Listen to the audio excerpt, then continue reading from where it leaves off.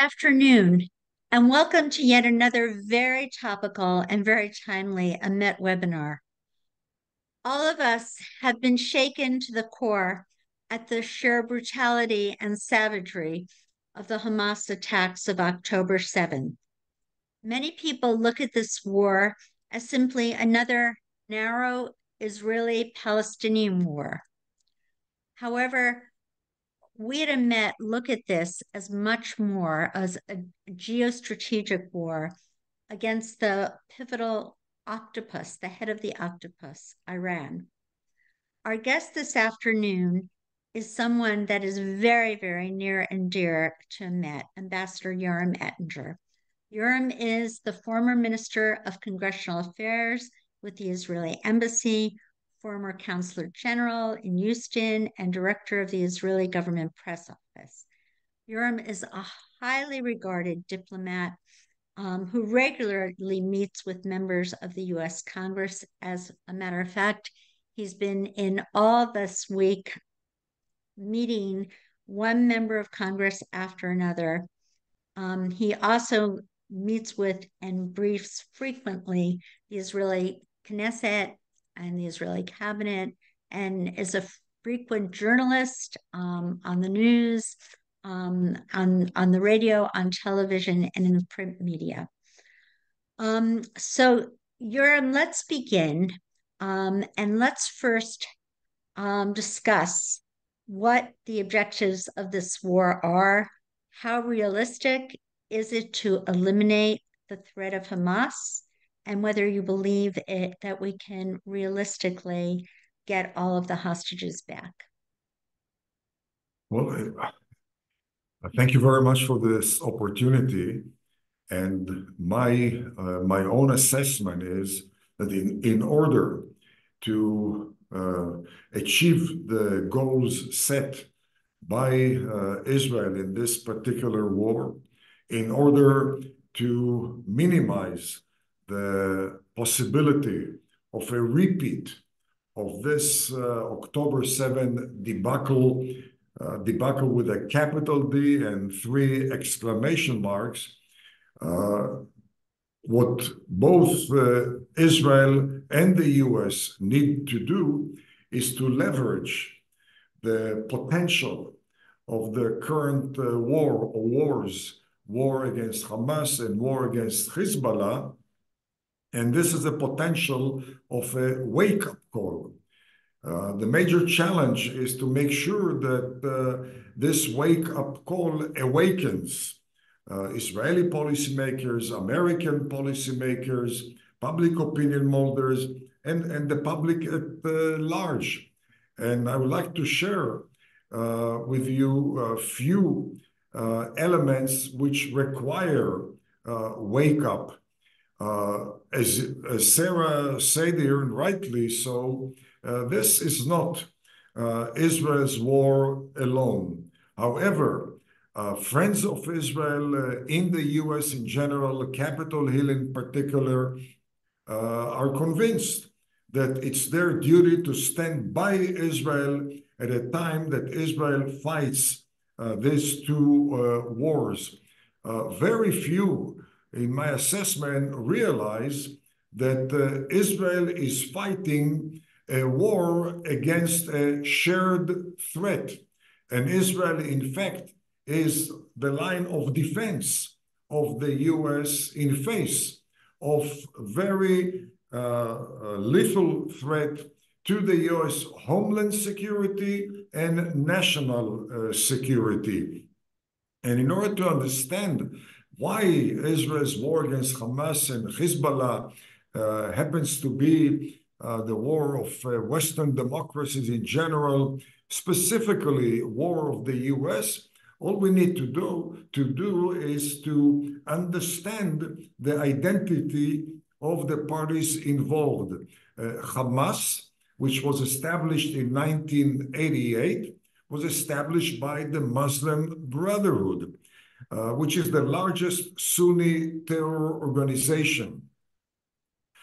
The Muslim Brotherhood was established in 1928. In their charter, in their vision, in their fundamental beliefs, precepts, there is nothing which relates to Israel. In 1928, they did not have Israel in mind when they chartered their long-term vision. And the vision, the strategy, the aspiration of the Muslim Brotherhood is, first of all, to topple every single national Islamic regime, to establish a global, universal Islamic society based on the Quran, and establish Islam as the only legitimate religion on earth, divinely ordained to be the only human, the only global religion. That's the first challenge. The second challenge of the Muslim Brotherhood is to bring the Western world, the Western culture to submission, and they understand that the number one hurdle on the road of bringing the Western world, the Western culture to submission happens to be the USA. And therefore, the US is the central target, not Israel.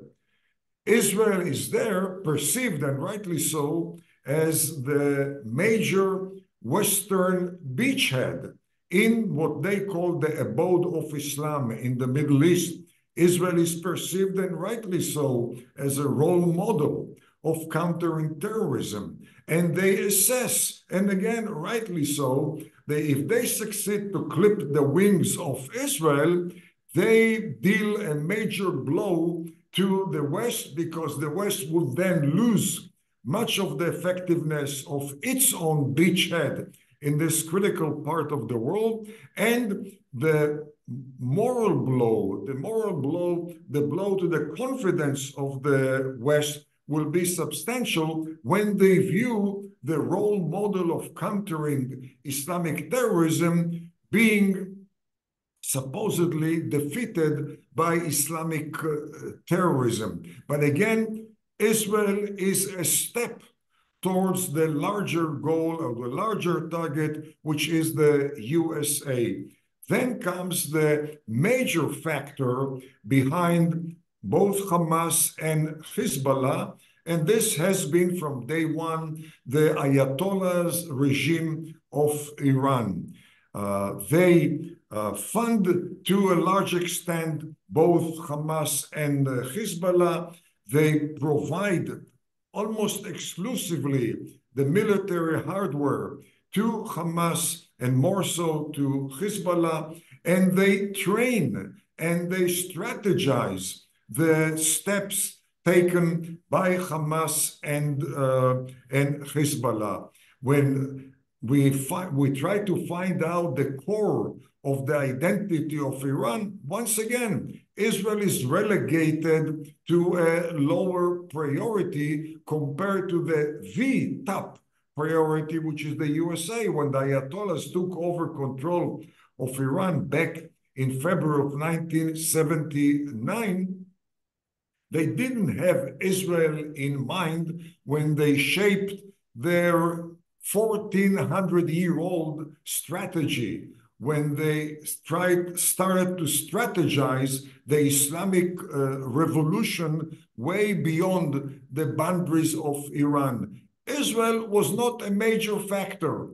The major factor was, as they refer to it, the great American Satan. And they understand why. Iran has a major mega strategy. In order to advance that mega strategy, they need a mega capability, which is a nuclear capability. But in order to get that capability and to advance their mega goal, they need to get over the mega obstacle or the mega hurdle, which is the great American Satan, not the small Satan Israel. And once again, they do not ignore the role played by Israel in providing the U.S. a beachhead, a very effective beachhead, in fact, a force multiplier in the U.S., but they assess very smartly that once they achieve the weakening of that beachhead, then their ability to remove the mega hurdle, to remove the mega obstacle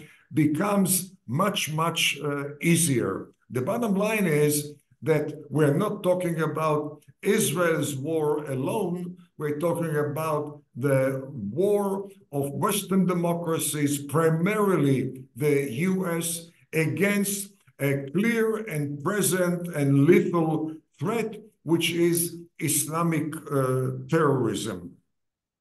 Then there is another challenge of that wake-up call, and that's the US policy towards Iran. We have seen the capabilities of Hamas, and we have yet to see the capabilities of Hezbollah, which exceed by far the capabilities of Hamas, all of which is the making of Iran, all of which is intended to undermine American interests and to get closer to the goal, which is to bring the great Satan to submission. But at the same time, we still see the US State Department trying to advance its goal of striking another accord with Iran. The US State Department, which irrespective of what has transpired during the 44 years of the Ayatollah's regime in Iran, still trying to pursue its relations with Iran only through a diplomatic option, absolutely opposing the regime change option and the military option. And it seems to me that after 44 years, which is the time transpired since the Ayatollahs took over in February of 1979, it's time to conduct due diligence. Has the diplomatic option proven itself to be beneficiary to the US, or has it undermined American interest? And I have no doubt, anybody who takes seriously the stock of that diplomatic option would come to a conclusion that the diplomatic option of the State Department has been a mega bonanza for the anti-American strategy and tactics pursued by the Ayatollahs.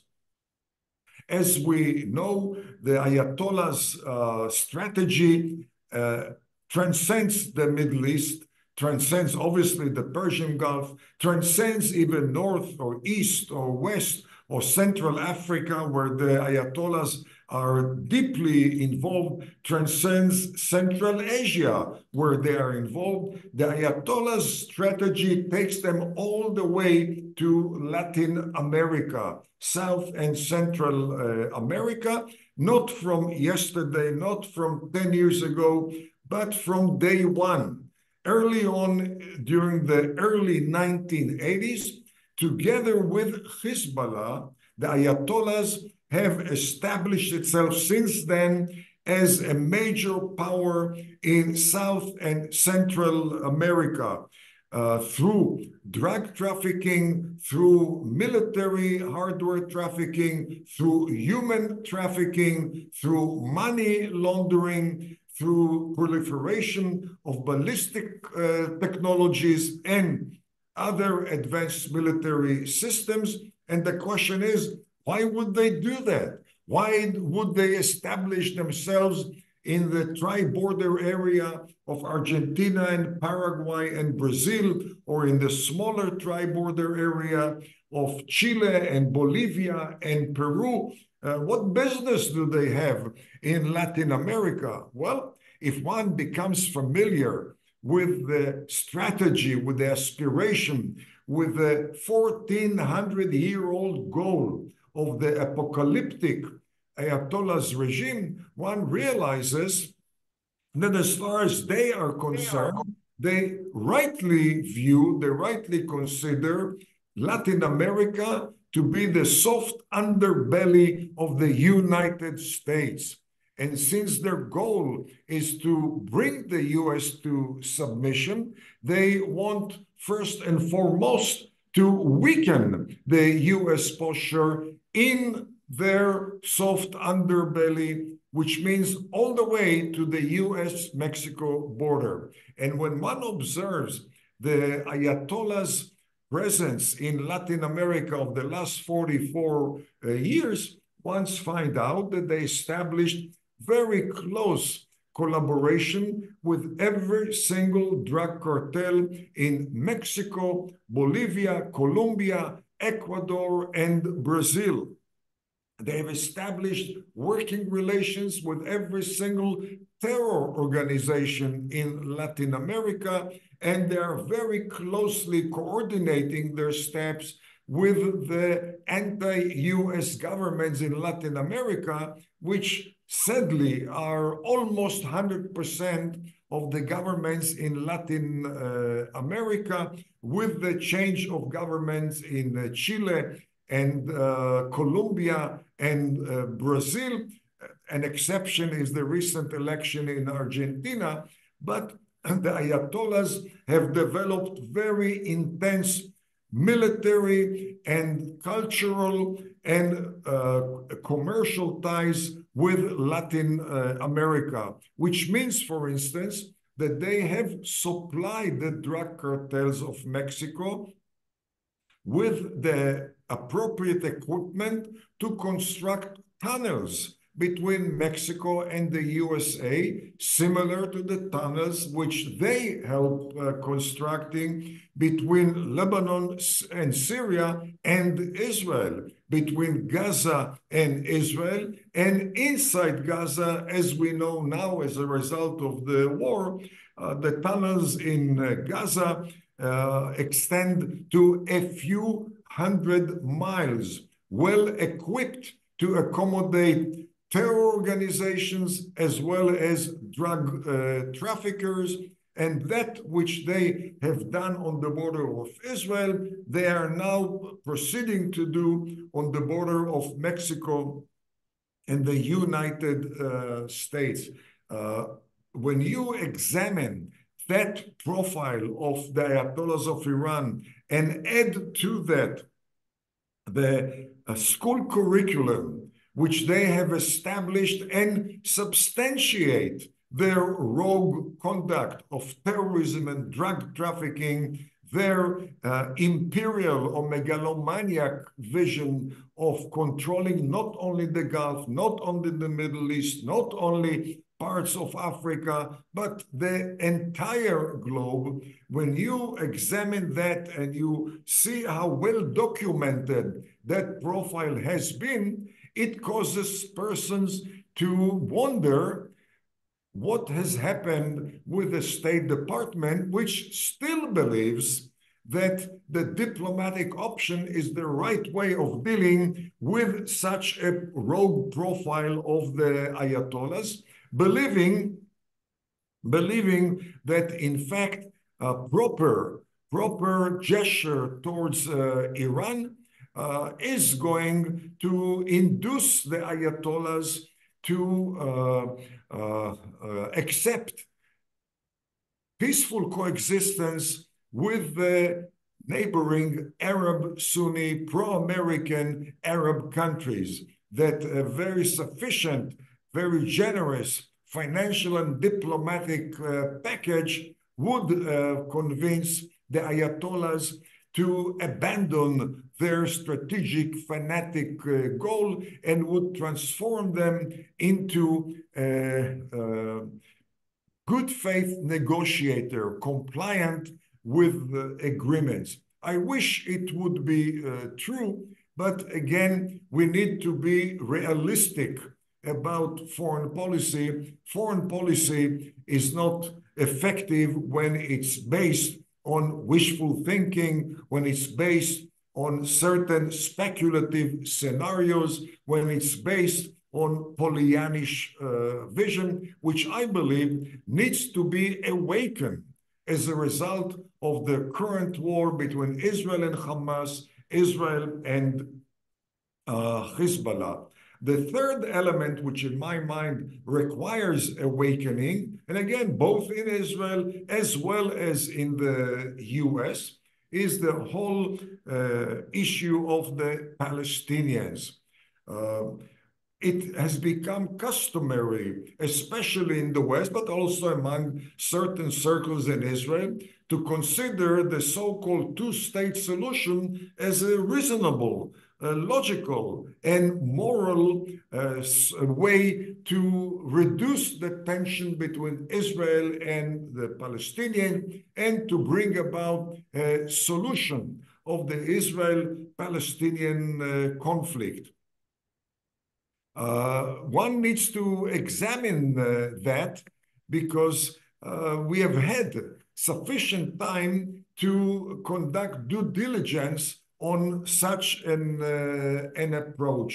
And what the way to deal with that, to find out whether a Palestinian state would indeed reduce tension or exacerbate tension, the way to deal with that issue from the American perspective, would it advance American interest, or would a Palestinian state undermine American interest?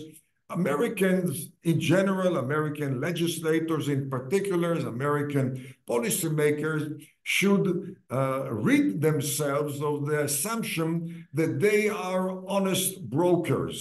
Whether they are pro-Israeli or pro-Palestinian is absolutely secondary to Americans. Should the fact that Americans should be concerned about American interests. And when you examine the impact of the proposed Palestinian state upon American interests, the way to determine it is not based on future scenarios, on speculative scenarios, but rather to base it on track record. When one hires a new guy for a job, one does not ask that candidate, would you share with me your future plans?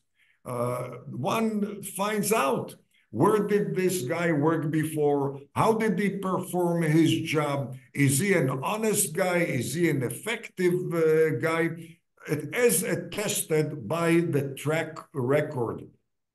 Same thing applies to the proposed Palestinian state. Do we or don't we know the track record of the Palestinian leadership, not only vis-a-vis Israel, but primarily in the region, namely in the intra-Arab context?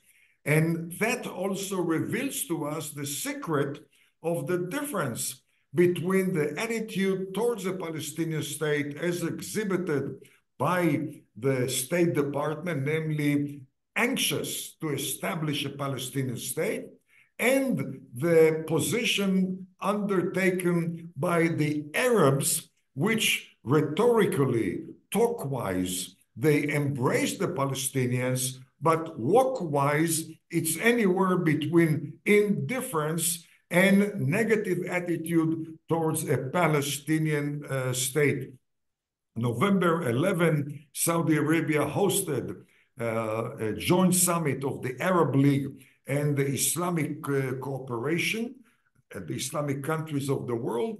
And during that conference, the Palestinians and the Iranians tried to push a resolution ending all diplomatic, commercial, tourist, and military ties with Israel.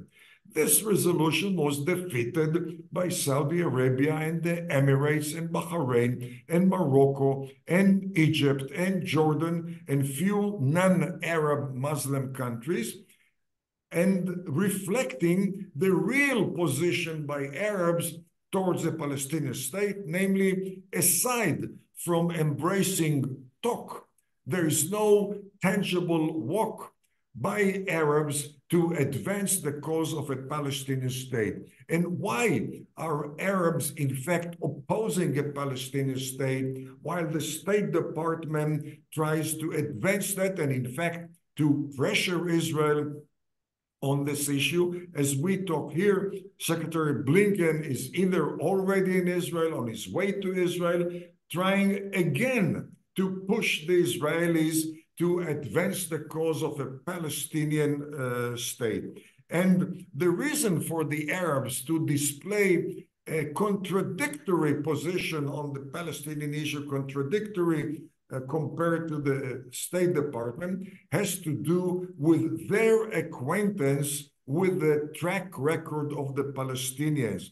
Without too much elaboration, during the early 1950s, the Palestinians were hosted by Egypt in order to terrorize Israel. They terrorized Israel, but then they joined forces with the Muslim Brotherhood, terrorizing their host country, and they had to run away from Egypt.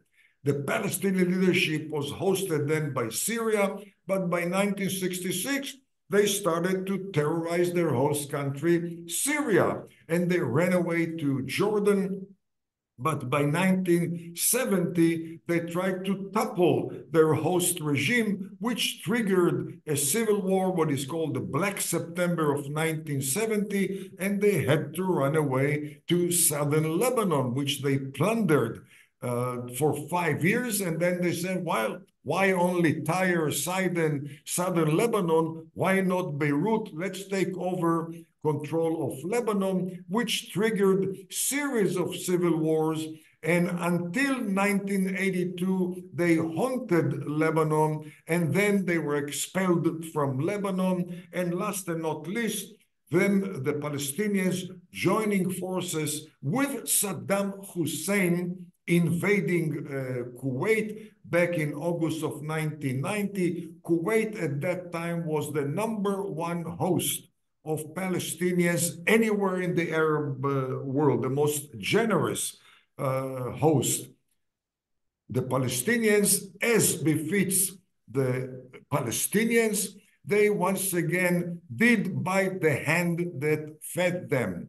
And they joined forces with Saddam Hussein, which forced, in fact, Sheikh Sabah of Kuwait, the ruler of Kuwait, when he restored his control of Kuwait, the first thing he did was to expel almost all 400,000 Palestinians from Kuwait.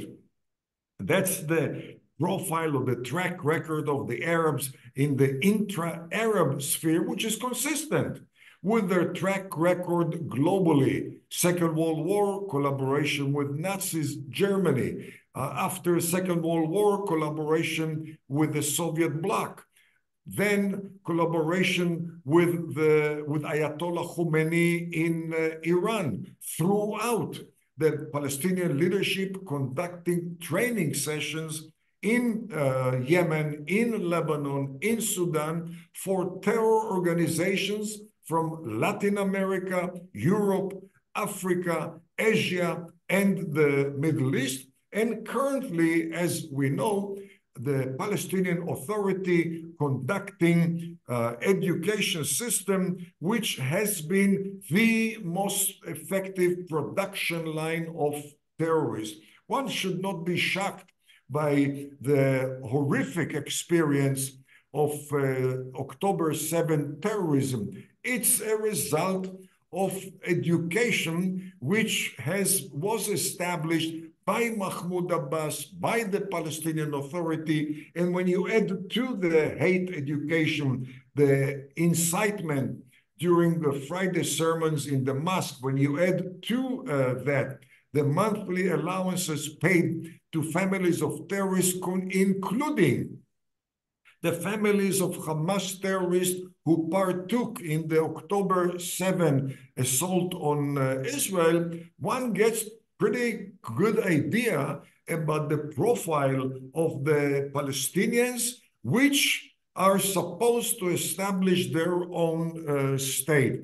And again, such a profile would not earn anyone a job. Such a profile would not earn any businessman partnership with another partner. But for the State Department, that profile is irrelevant, because the State Department is preoccupied with future speculative, future subjective scenarios, which are much more optimistic than the reality in the Middle East, much more convenient than the reality of the Middle East. And the way to bypass the reality of the Middle East is to create an alternative reality, to create a reality which in fact is a screensaver, not a reality. And last and not least, I would like to refer to a wake-up call for many Americans who are not aware yet of the reality of a two-way street between Israel and the US, a wake-up call as a result of the current war. We have right now in Israel an all-time high concentration of American military people, top American military people. Obviously, we have the aircraft carriers, we have the nuclear submarine. The misperception is that there is a need for American presence there in order to enable Israel to conduct its wars against Hamas and Hezbollah. The reality is very different. The Americans are there, obviously, to deter Iran. From my perspective, obviously, to deter Israel from taking also an independent action against Iran, to deter Israel to preempt Hezbollah, which I believe is much more logical than waiting for Hezbollah to hit Israel and react to Hezbollah. The Americans there, no one can deny, also to deter Hezbollah. But the foremost goal of the multitude of American officers in Israel right now, many of them partake in very closed-door meetings of Israeli military people, is to continue the pattern which was launched in '67, when some 25 top American military people came to Israel in the aftermath of the 6 Days War. They spent 3 months in Israel and they assembled lessons learned from the Israeli battle tactics, learned from the Soviet military systems which were captured by Israel, and they came back to the US with lessons which improved the battle tactics of the US armed forces and improved the performance of the US defense and aerospace industry. They did the same thing after the 1973 war. And in fact, throughout the years, after every single confrontation between Israel and the Palestinians, we had delegation of Americans coming to Israel to benefit from the Israeli experience in many respects. In many respects, Israel has been the most successful, the most contributing battle-tested laboratory of the American armed forces and the American defense and aerospace industry. Throughout the years, American specialists in urban warfare have come to Israel, in fact, on an annual basis. They come to Israel annually to get the latest from Israeli urban warfare experts as a result of Israeli experience in urban warfare in Lebanon, Samaria, Judea, and in Gaza. Currently, we have an exceptional war. It's the first time, I think, that any Western country or any country fought a war the way we fight in the South, simultaneously with the North, but a war against upper ground level Gaza and Metro Gaza, which again extends to the distance of a few hundred miles, heavily equipped, very, very sophisticatedly equipped. There are many, many new battle tactics, which again, it takes place right now in this battle-tested laboratory, but tomorrow, It could haunt the USA. In my mind, the question is not whether it will haunt. The question is, when will it haunt, and at which capacity, at which profile will it haunt the USA? Americans are there following very closely the way Israel deals with such a challenge. There's no doubt we benefit much from the American Central Command experts who also have their own experience in Iraq, in the Gulf area, in Yemen, in Saudi Arabia, all the way to Syria. And we benefit from that experience. But in this case, we do share our experience with the Americans.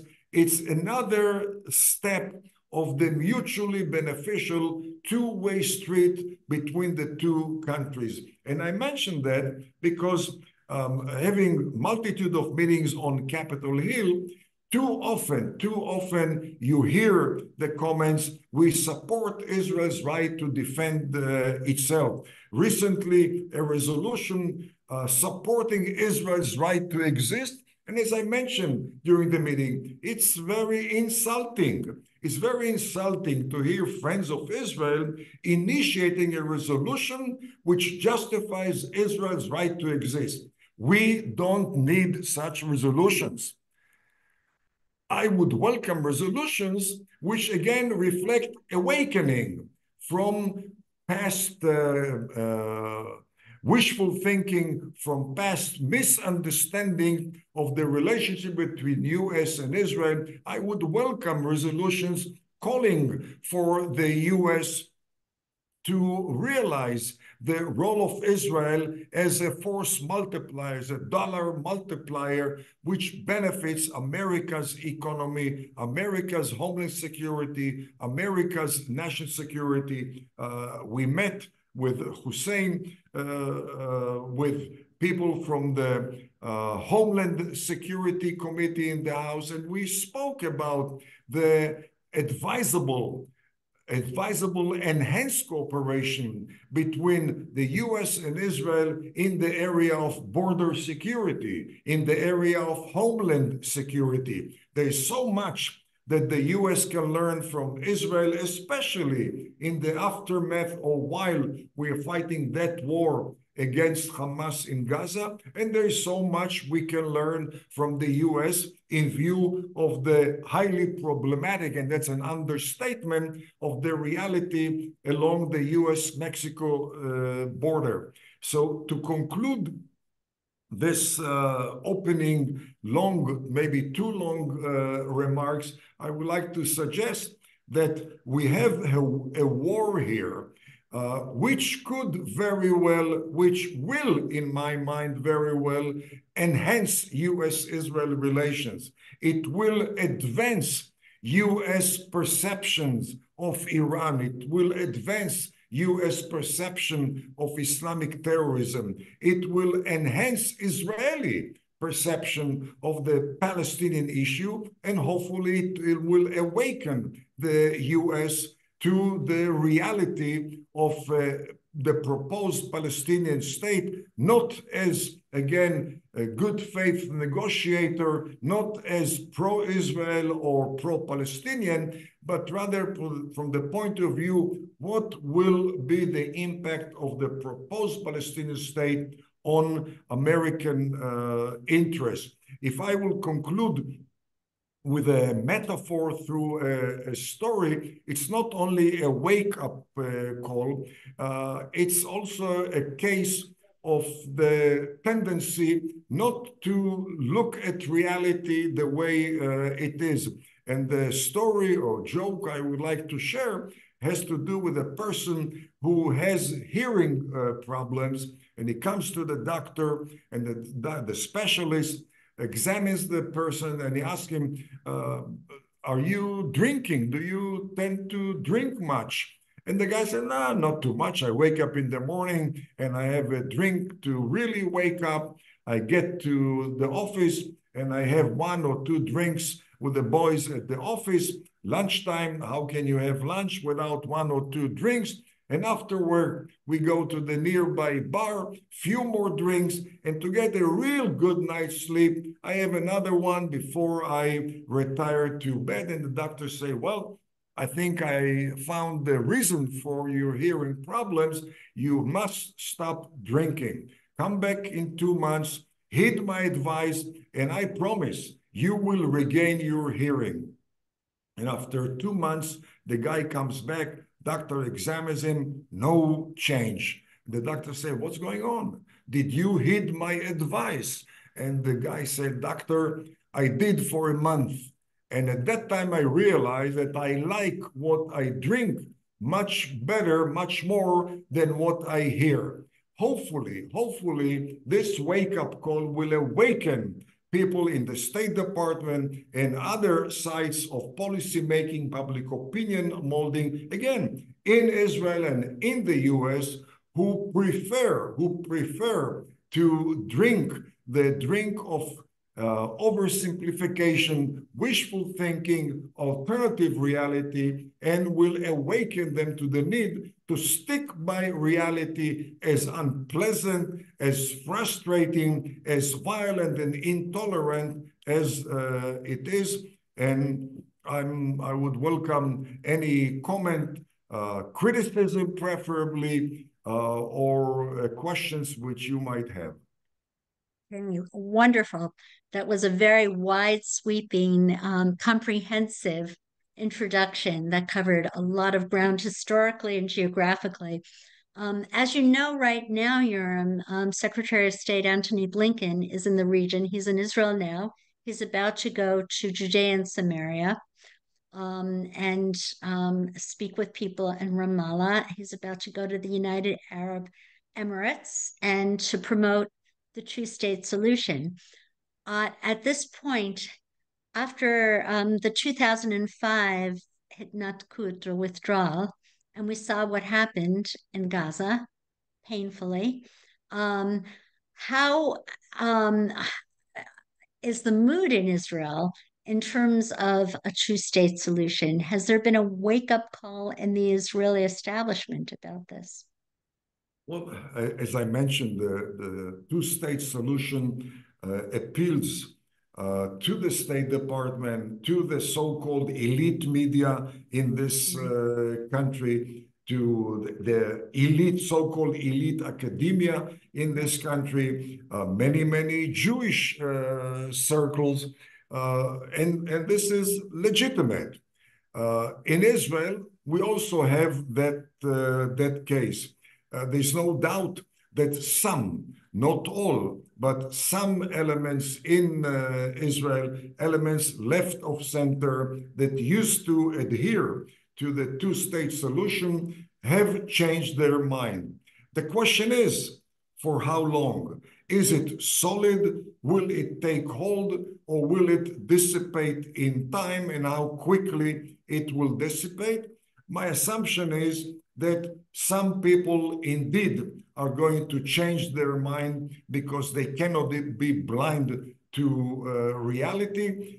When it comes to the State Department in the US, when it comes to the administration, I have no doubt it is not going to leave even a dent.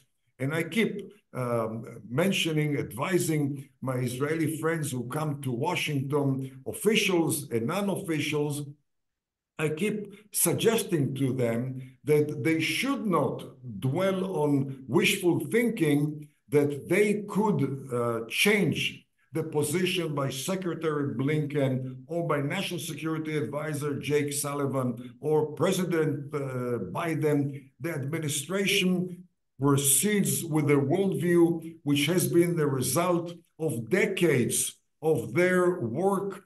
They are determined to proceed with it, irrespective of reality.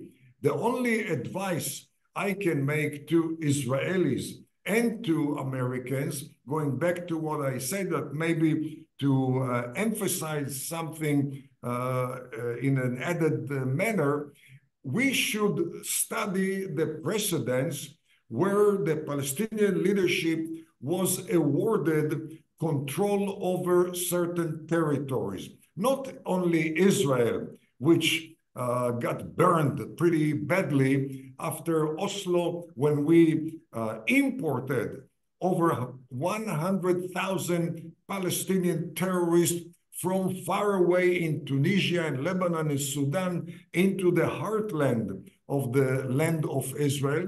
And right away, it triggered an unprecedented wave of terrorism, not only after 2005, when we uprooted Jews from Gaza, we uprooted the IDF from the Philadelphia area, namely that area which separates between Sinai and Gaza. That's the venue to most of the smuggled military supplies and military technologies and manpower into Gaza. But beyond that, as I mentioned before, Palestinians were given certain authority over Gaza in the early 50s in order to terrorize Israel.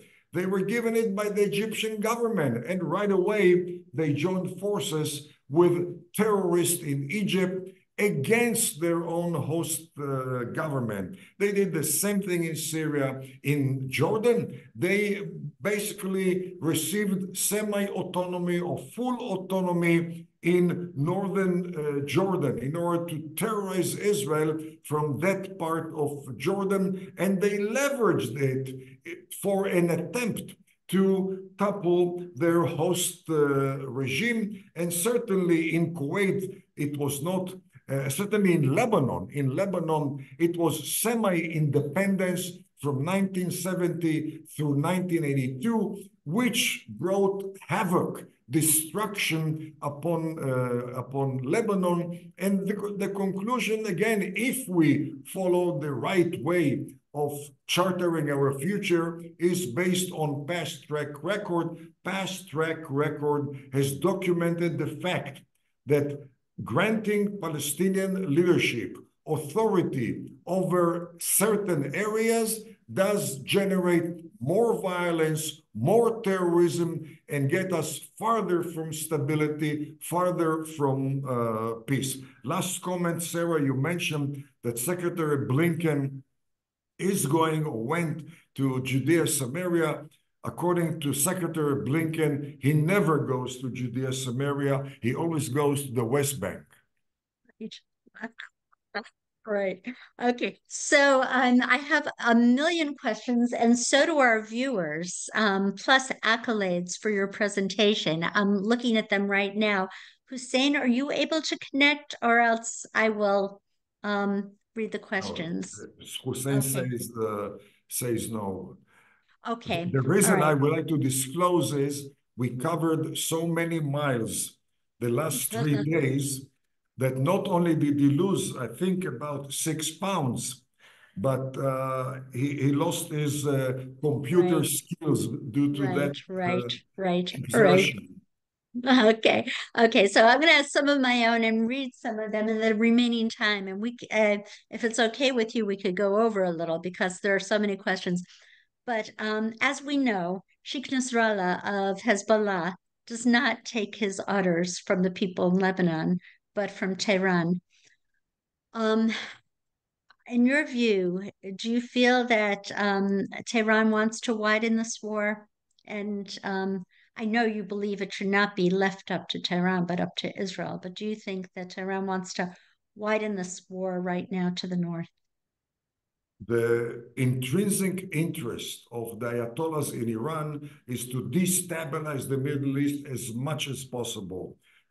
To destabilize the Middle East means to get closer to their goal to topple the regime of every single pro-American Sunni Arab regime, whether it is Egypt or Jordan or Saudi Arabia, the Arab Emirates, Bahrain, and other such regimes. And therefore, it's obvious that their interest is to equip the Hezbollah in such a manner that Hezbollah will be able minimally to irritate Israel, to destabilize Israel, maximally, maybe even deal a major blow to Israel.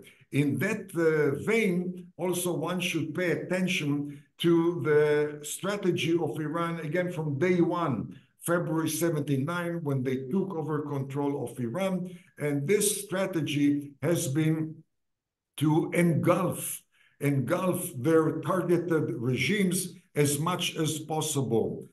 They now control to a large extent the events in Iraq, increasingly also in Syria and Lebanon.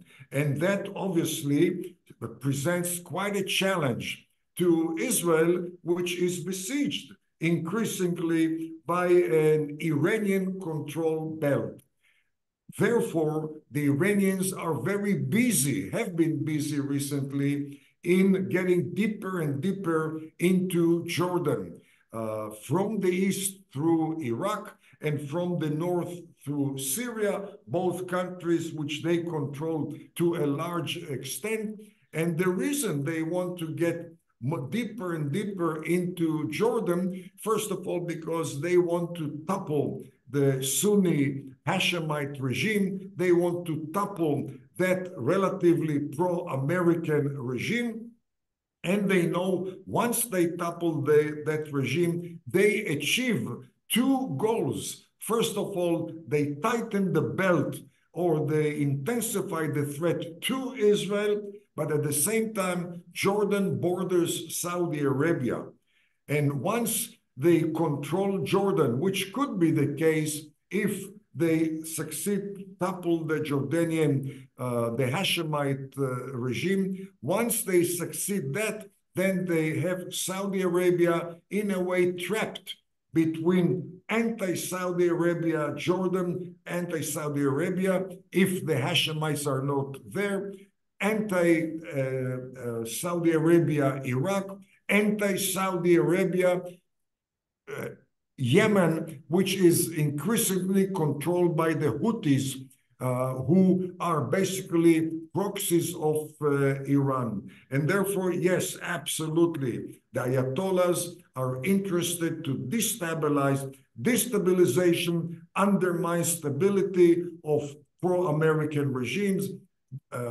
Instability undermines the exportation of oil, undermines global trade, which comes from the Far East to Europe and beyond. And therefore, once again, it's another awakening for the Americans, which hopefully could put an end to the self-destructive diplomatic option and convince the State Department to conduct due diligence and consider other options such as regime change and having a credible military threat hovering above the head of the Ayatollahs.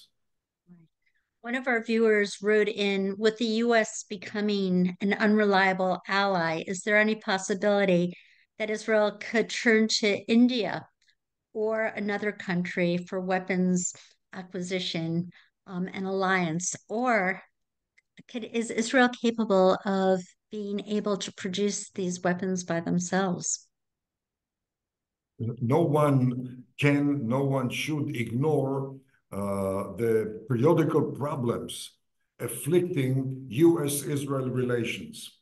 But those periodical problems should not cloud the historical fact, which holds until this very day, that there is no similar type of relationship between the US and Israel as far as shared history, shared Judeo-Christian values, shared strategic concerns, shared democracy. Even US-Britain relations are not that intricate because, as we all know, the rebellion against Britain was carried out by George Washington, the founding fathers, to a large extent based on the Mosaic legacy, based on Old Testament precedents.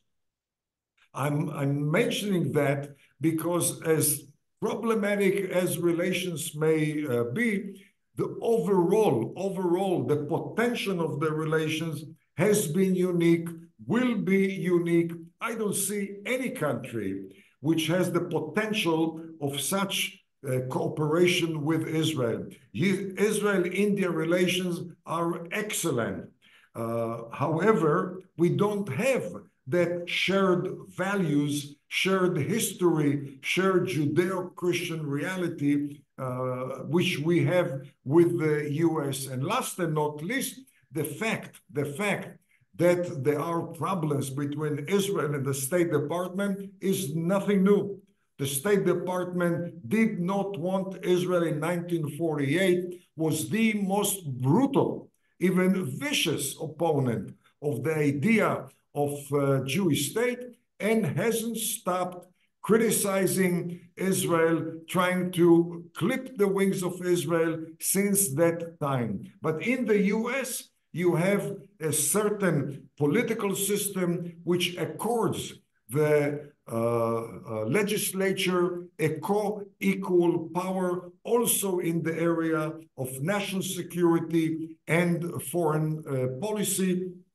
The legislature, with all the problems which we have currently with a certain radical wing of the Democratic Party, which is a minority. It's a minority within the Democratic Party. The fact is that the legislature in the US has been pro-Israel from 1948 until today, while American presidents have always pressured Israel. There was one president who did not pressure Israel, that was President Trump, but that was an exception.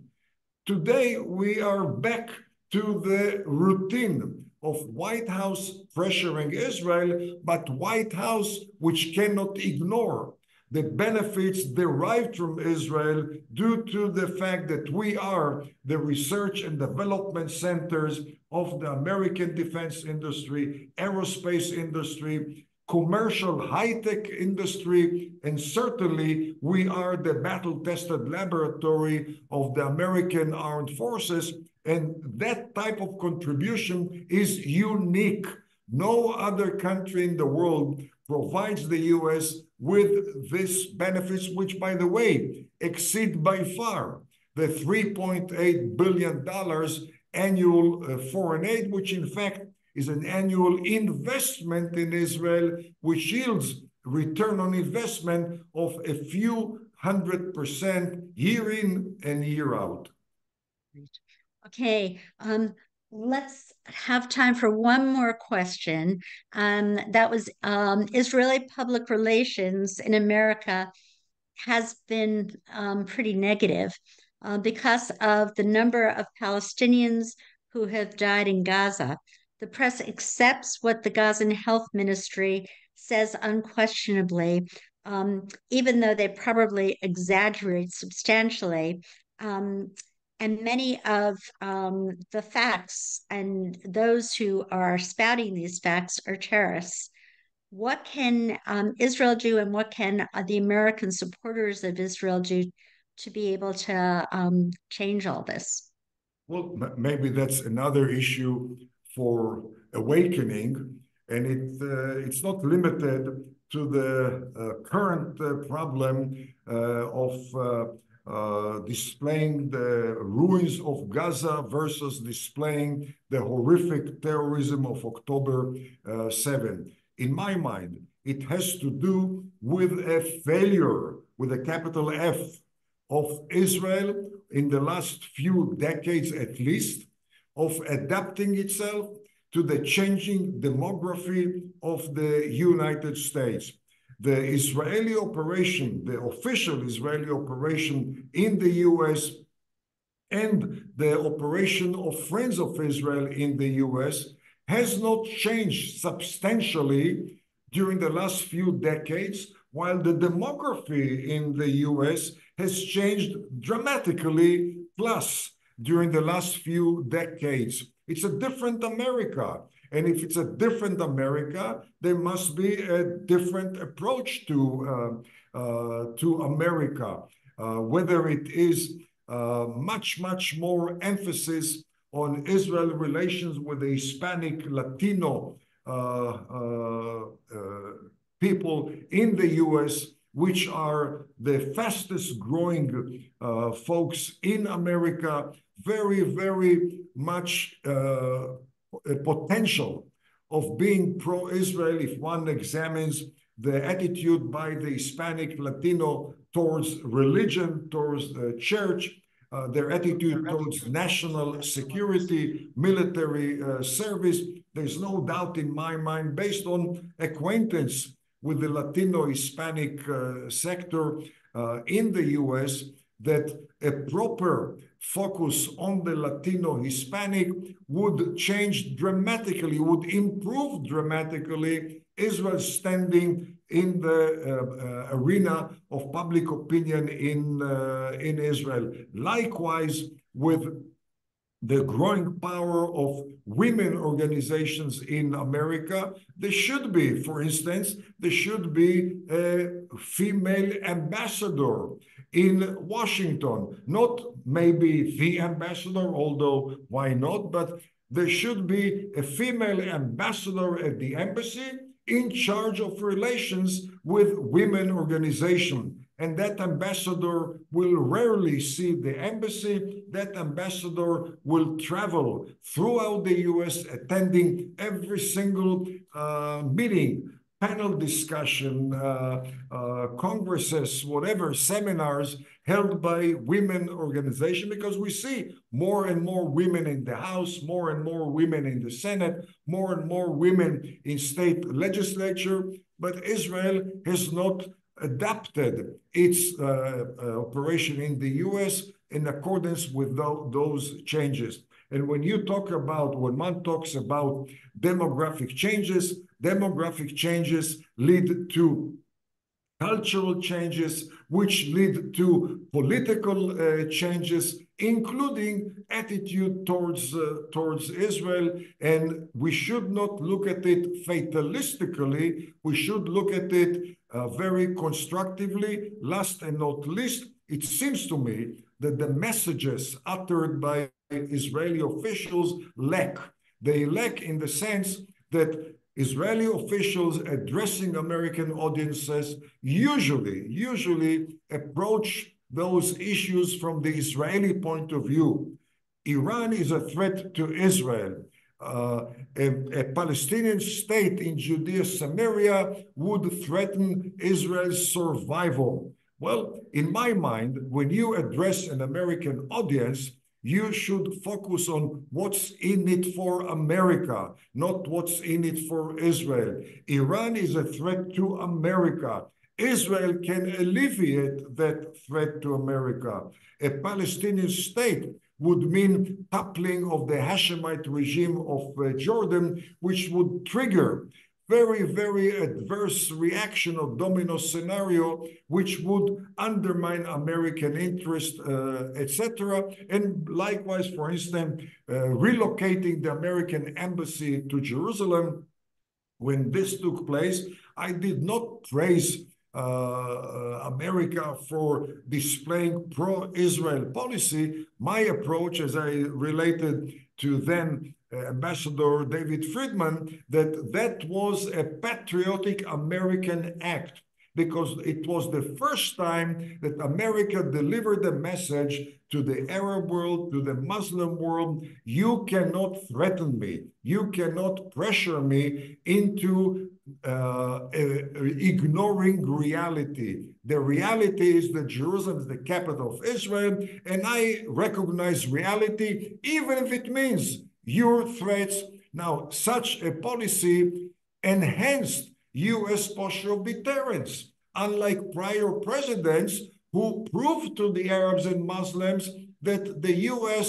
cannot take pressure, and therefore U.S. posture of deterrence was eroded by President Clinton, eroded by President George W. Bush, eroded by President Obama, and on the other hand, it was restored by the decision to recognize Jerusalem as capital of Israel.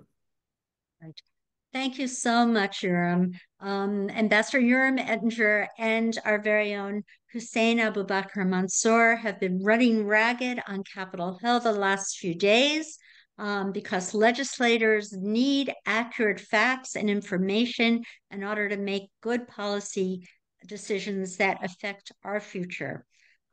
For almost 2 decades, Congress has relied on us here at AMET as a trusted resource for truthful analysis when considering critical policies that affect the security of the United States as well as our ally Israel. And our educational efforts have resulted in many meaningful changes, helping the United States as well as Israel to pave a path for a more secure future. And I would like to also mention that our annual dinner is coming up this coming Tuesday. We have just a couple of seats left. Ambassador Yoram Ettinger is one of our speakers of the truth, and he has been an exceptional speaker of the truth for his entire life, and certainly for as long as I've known him, since the early 90s, since right after the Oslo Accords were established. And our very own Hussein Abu Bakr Mansour has also been an incredibly courageous hero and speaker of the truth. So if you'd like, you could go to our website at ametonline.org and still register for the dinner. I think there are many other wonderful speakers of the truth, including Senator Marsha Blackburn, Congressman Richie Torres, Congressman Mike Lawler, all of whom really deserve to be thanked and applauded. And we will see you next week, probably on Thursday of next week. And I want to thank all of this very vast audience for tuning in today to hear some of the wisdom and the brilliance of Ambassador Yoram Ettinger. Thank you very much.